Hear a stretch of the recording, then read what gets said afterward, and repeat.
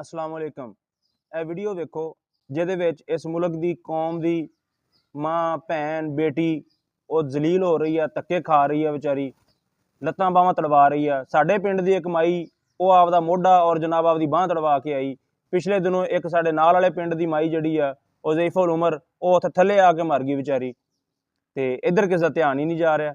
ਉਹ ਵਿਚਾਰੀਆਂ ਸਵੇਰੇ 6-7 ਵਜੇ ਦੀਆਂ ਜਾ ਕੇ ਲੈਣਾ 'ਚ ਲੱਗਦੀਆਂ ਔਰ ਸ਼ਾਮ ਨੂੰ 4-4 5-5 ਵਜੇ ਜਨਾਬ ਉਹਨਾਂ ਨੂੰ ਪੈਸੇ ਮਿਲਦੇ ਆ, ਔਰ ਉਹ ਵੀ ਅਗਰ ਕਿਸਮਤ ਚੰਗੀ ਆ ਤੇ, ਨਹੀਂ ਤਾਂ ਵਿਚਾਰੀਆਂ ਖਾਲੀ ਵਾਪਸ ਆ ਜਾਂਦੀਆਂ। ਅਗਲੇ ਦਿਨ ਫਿਰ ਜਾਂਦੀਆਂ, ਫਿਰ ਜਾ ਕੇ ਲਾਈਨ 'ਚ ਲੱਗ ਜਾਂਦੀਆਂ। 3-3 4-4 ਦਿਨ ਜਾ ਕੇ ਲਾਈਨ 'ਚ ਲੱਗਦੀਆਂ, ਫਿਰ ਜਾ ਕੇ ਉਹਨਾਂ ਨੂੰ ਪੈਸੇ ਮਿਲਦੇ। ਔਰ ਜਿਹੜੇ ਉਹਨਾਂ ਨੂੰ ਲੈ ਕੇ ਜਾਣ ਵਾਲੇ ਆ ਉਹ ਹੱਟੇ ਕੱਟੇ ਜਿਹੜੇ ਆ ਉਹ ਚੌਧਰੀ ਬਣ ਕੇ ਜਨਾਬ ਬਾਹਰ ਹੋਟਲਾਂ 'ਤੇ ਚਾਹਾਂ ਪੀਂਦੇ ਆ ਔਰ ਬਾਹਰ ਜਨਾਬ ਛਾਵੇਂ ਬਹਿ ਕੇ ਤਾਸ਼ ਖੇਡਦੇ ਆ, ਲੁੱਡੋ ਖੇਡਦੇ ਆ ਸਾਰਾ ਸਾਰਾ ਦਿਨ, ਕਿ ਬੁੜੀਆਂ ਅੰਦਰ ਲਾਈਨ 'ਚ ਲੱਗੀਆਂ। ਮੇਰੀ ਇਹ ਅਪੀਲ ਆ ਕਿ ਉਹ ਬੰਦਿਆਂ ਨੂੰ ਜਨਾਬ ਇੱਕ ਪੈਸੇ ਦਿੱਤੇ ਜਾਣ, ਉਹ ਬੰਦੇ ਲੈਣਾ 'ਚ ਲੱਗਣ।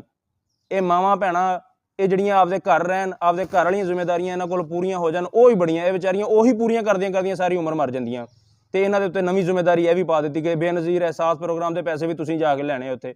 ਔਰ ਫਿਰ ਮਾਈਆਂ ਵਿਚਾਰੀਆਂ ਸਿੱਧੜੀਆਂ ਗਰੀਬਣੀਆਂ ਕਿ ਜਿਨ੍ਹਾਂ ਨੂੰ ਪਤਾ ਹੀ ਨਹੀਂ, ਉਹ ਡਿਵਾਈਸਾਂ ਵਾਲੇ ਚੌਧਰੀ ਸਾਹਿਬ ਨਵਾਬ ਸਾਹਿਬ ਉਹ ਜਨਾਬ ਅੰਗੂਠਾ ਲਵਾ ਕੇ ਕਿਸੇ ਨੂੰ ਕਹਿੰਦੇ ਤੇਰਾ 5 ਆਇਆ, ਕਿਸੇ ਨੂੰ ਕਹਿੰਦੇ ਤੇਰਾ 10 ਆਇਆ, ਕਿਸੇ ਨੂੰ ਕਹਿੰਦੇ ਤੇਰੇ ਹਜੇ ਆਏ ਹੀ ਨਹੀਂ, ਤੂੰ ਅਗਲੇ ਮਹੀਨੇ ਆਈ।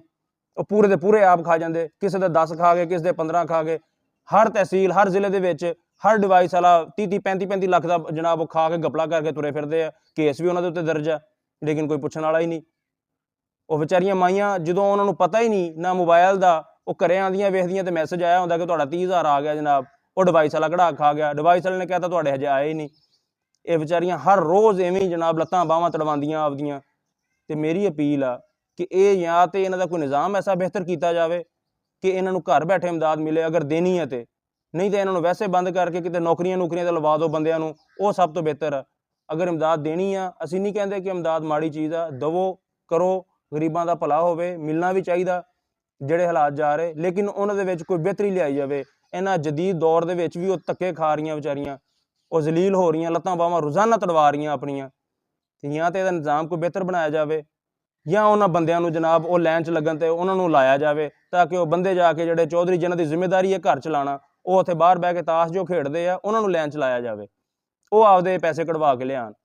ਤੇ ਇਸ ਵਾਸਤੇ ਸਾਡਾ ਵੀ ਇਹ ਕੰਮ ਬਣਦਾ ਕਿ ਅਸੀਂ ਵੀ ਇਸ ਕੰਮ ਦੇ ਖਿਲਾਫ, ਇਸ ਨਾਇਨਸਾਫੀ ਦੇ ਖਿਲਾਫ ਆਪਣੀ ਆਵਾਜ਼ ਉਠਾਈਏ, ਤਾਂ ਕਿ ਸਾਡੀ ਆਵਾਜ਼ ਇਹ ਗੌਰਮੈਂਟ ਤੱਕ ਪਹੁੰਚੇ ਔਰ ਇਹਨੂੰ ਬਿਹਤਰੀਨ ਕੀਤਾ ਜਾਵੇ ਨਿਜ਼ਾਮ ਨੂੰ, ਔਰ ਇਹ ਮਾਵਾਂ ਭੈਣਾਂ ਦੀ ਇੱਜ਼ਤ ਮਹਿਫੂਜ਼ ਕੀਤੀ ਜਾਵੇ, ਉਹ ਆਪਣੀ ਚਾਰ ਦੀਵਾਰੀ ਦੇ ਵਿੱਚ ਰਹਿਣ। ਬਹੁਤ ਸ਼ੁਕਰੀਆ।